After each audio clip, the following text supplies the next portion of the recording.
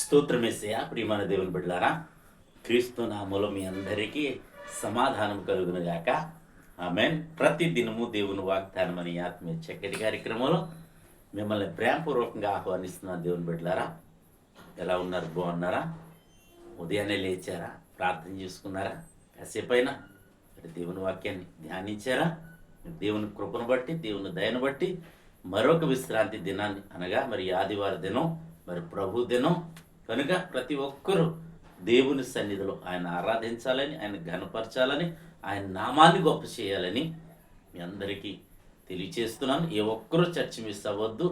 ఎవరెవరు ఏ చర్చికి వెళ్తున్నారో ప్రతి వారి చర్చికి మీరు వెళ్ళండి.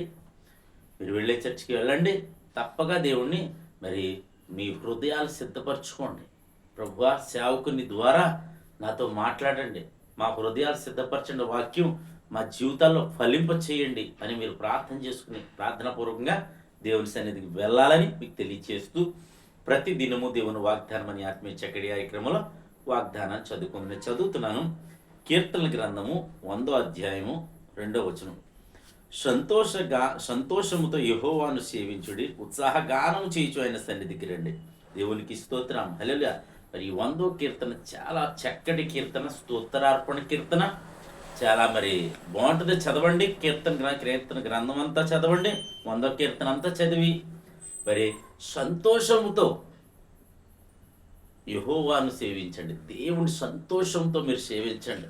మీరు కలిగి ఉన్న స్థితిని బట్టి, మరి దేవుడు గతంలో చేసిన మేలును బట్టి, ఇప్పుడు ఒకవేళ మరి పరిస్థితులు బాగోపోయినా వాటిని బట్టి కూడా దేవుణ్ణి సంతోషంతో స్తుతించండి. మీరు అలాగే ఉత్సాహగానంతో ఆయన సన్నిధికి రండి. తద్వారా మరి దేవుడు మిమ్మల్ని ఇంకనూ బలపరుస్తాడు, ఇంకనూ ఆశీర్వదిస్తాడు, ఇంకనూ దీవిస్తాడు, స్వస్థపరుస్తాడు, ప్రతి బంధకముల నుంచి మరి విడిపిస్తాడు అని మీకు తెలియచేస్తూ దేవుడి మాటలు దీవించునుగాక. ఆమెను ప్రార్థన చేసుకుందాం. స్తోత్రము తండ్రి, వందనాలు యేసయ్యా. ప్రతి దినము దేవుని వాగ్దానం అని ఆత్మీయ చక్కటి కార్యక్రమంలో తండ్రి మీరు ఇస్తున్న వాగ్దానం బట్టి స్తోత్రాలు. ఎంతమంది ప్రజలు యూట్యూబ్ ద్వారా కావచ్చు, షేర్ చాట్ ద్వారా కావచ్చు, ఫేస్బుక్ ద్వారా కావచ్చు, ఈ రోడ్డు మార్గంగా వెళ్తూ చదువుతున్నారు నా తండ్రి, వారందరి జీవితాల్లో ఈ వాగ్దానం నెరవేర్చండి. ప్రతి ఒక్కరూ సంతోషంతో నిన్ను సేవించాలి. ప్రతి ఒక్కరూ ఉత్సాహగానం చేయు నీ సన్నిధికి రావాలట్టి కృప ప్రతి ఒక్కరికి దయచేయమని, గ్రహింపు దయచేయమని ప్రార్థిస్తున్నాను.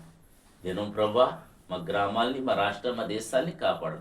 ఎక్కడెక్కడ ఆరాధనలు జరుగుతున్నాయో క్రమంగా మర్యాదగా జరిగించండి. ఎవరెవరు ఏ అవసరతలతో ఉన్నారో ప్రభావ వారందరినీ జ్ఞాపకం చేసుకోండి, కృపను గ్రహించండి.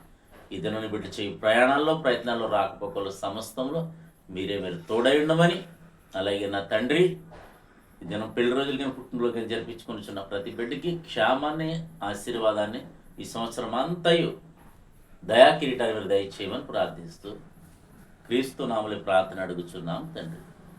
ఆమేన్. నేను నమ్ముతున్నాను ప్రియమంది బిడ్డలారా, ప్రభు మనందరినీ బలపరిచిన విధానం బట్టి ఆయన స్తుతించండి, ఆయన కనపరచండి. అలాగే మరి ఈ దినం ఎవరైతే మ్యారేజ్ డే, బర్త్డే చెప్పి మీ అందరికీ క్రీస్తు నామములో నా యొక్క శుభాలు తెలియచేస్తూ దేవుడు నిన్ను కుటుంబాన్ని మెండుగా దీవించునుగాక. ఆమేన్.